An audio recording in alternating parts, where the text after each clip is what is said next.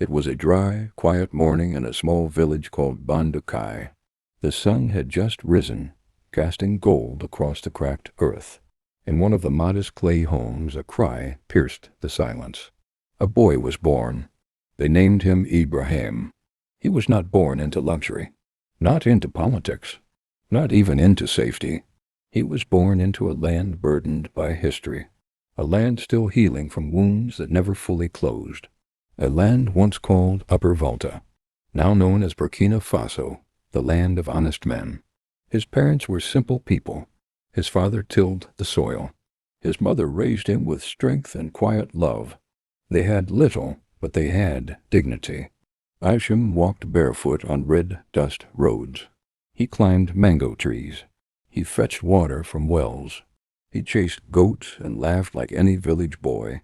But behind his playful smile, he watched, he listened, he learned.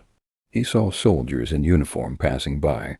He noticed how the village elders respected them. He heard the whispers of corruption, of betrayal, of a country bleeding its wealth to outsiders. And slowly, the boy's heart began to harden. He started asking questions no one wanted to answer. Why are our gold mines run by foreigners? Why do our leaders kneel before men who once enslaved us? Why do the poor remain poor no matter who is in power? The answers never came, so he went searching for them. At school, Ibrahim was quiet, focused, sharp. He didn't talk much, but he always thought deeply. While others played, he read. While others laughed, he observed. His teachers noticed something different. A spark, a question in his eyes that never faded. At night, by candlelight, he read history books. He discovered men like Thomas Sankara, like Patrice Lumumba, like Nelson Mandela. He read their words and felt them like thunder in his chest. A soldier without political education is a potential criminal, Sankara once said. That quote stayed with him. It followed him into his dreams. He realized something early. Africa didn't just need soldiers. It needed guardians, leaders, men with courage and conscience. So when he turned 20, he made a decision. He would become a soldier, not to serve a man, but to serve an idea, the idea of a free Africa. In 2010, Ibrahim joined the military. The training was tough, grueling. Men cried. Some quit, but he pushed forward. Day after day, night after night, he ran. He climbed. He fought. He kept going, even when his body screamed to stop. And through it all, he never lost sight of his purpose. The army saw his potential. He was promoted quickly, not because he was loud, but because he was effective. He completed dangerous missions in hostile regions, counterterrorism, border security, internal threats. He stayed loyal to his unit, to his country, to the soil under his boots. And all the while, the lessons of Sankara echoed in his heart. Self-reliance, sovereignty, unity. He saw what Western-trained elites were doing to Africa. They took aid but gave away control. They wore suits but carried chains.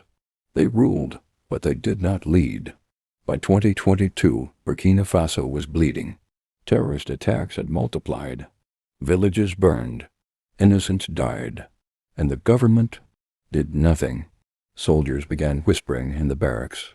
Why do we fight while they sleep in palaces? Traore was among them. Frustrated, tired, angry. The leadership was paralyzed. So he took a stand. On September 30th, 2022, the earth shook. A coup. Swift, efficient, bloodless. Traore emerged from the shadows, beret on his head, rifle in hand, eyes locked with the nation, and he said only one thing: "We have taken our responsibilities before history." The people cheered, not for the coup, but for the hope it brought. A leader who looked like them, spoke like them, felt their pain. Crowds gathered in Ouagadougou. Flags waved. Slogans shouted. Sankara lives. Traore is our son. The West was shocked. France froze aid. Media called him a rebel, but Africa watched and smiled. In Ghana, in Mali, in Congo, in Chad, the youth whispered, "Finally, one of us." Traoré wasted no time. He kicked out French troops. He tore up colonial-era deals. He called for African unity. He declared, "We will no longer beg." The internet exploded. Clips of his speeches went viral. TikTok, Facebook, WhatsApp. Millions of Africans, from Johannesburg to Dakar, watched in awe.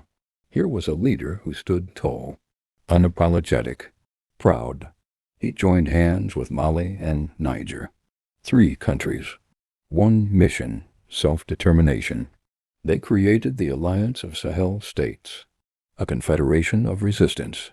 No more French, no more IMF chains, no more empty promises.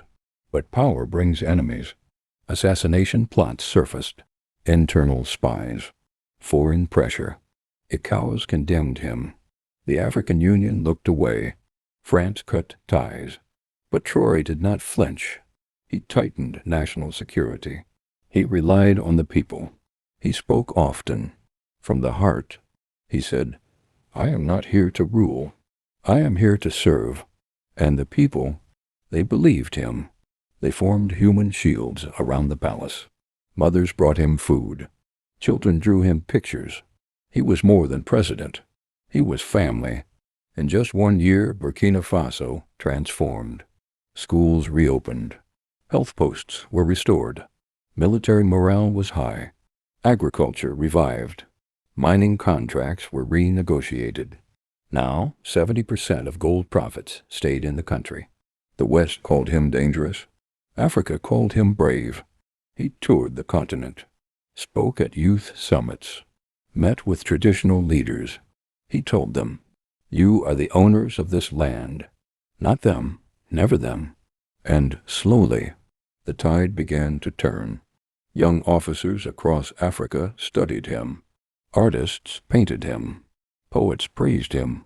Even critics began to respect him. He wasn't perfect. He was young, but he was real, and that was enough to inspire a continent. This is not just the story of a coup or a leader. This is the rebirth of dignity, the resurrection of hope, the rise of a continent. This is the rise of Ibrahim Traoré. Hopefully you like it. Please like this video. Subscribe my channel for more interesting video. Thanks for watching.